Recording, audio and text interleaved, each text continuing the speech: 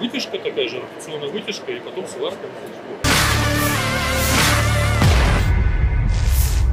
Menteri Pertahanan Rusia Jenderal Angkatan Darat Sergei Shoigu meninjau implementasi Perintah Pertahanan Negara meningkatkan produksi amunisi kepada perusahaan industri pertahanan di wilayah Tula. Jenderal Shoigu mengunjungi fasilitas produksi Asosiasi Ilmiah dan Pabrik Senjata Imperial Tula. Kepala perusahaan melapor kepada Sergei Shoigu tentang program yang dilaksanakan untuk memperluas kapasitas produksi guna menyediakan berbagai persenjataan modern bagi pasukan Rusia. Jenderal Shoigu juga mengunjungi bengkel proyektil MLRS dan jalur otomatis untuk perakitan ATGM dan amunisi artileri. Menurut manajemen kompleks militer dan industri, model senjata dan perangkat keras militer baru dan canggih yang dipersembahkan kepada Menteri Pertahanan Rusia telah diproduksi massal. Selain itu, produksi mereka ditingkatkan melalui pengenalan teknologi terbaru.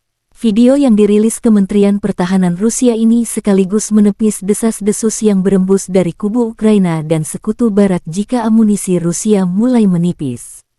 Pekan lalu, Presiden Rusia Vladimir Putin menginstruksikan meningkatkan produksi amunisi 8 hingga 10 kali lipat dari biasanya untuk mengimbangi produksi amunisi barat yang akan digunakan di Ukraina. Konflik Rusia-Ukraina memasuki hari 413 belum ada tanda perdamaian dua kubu.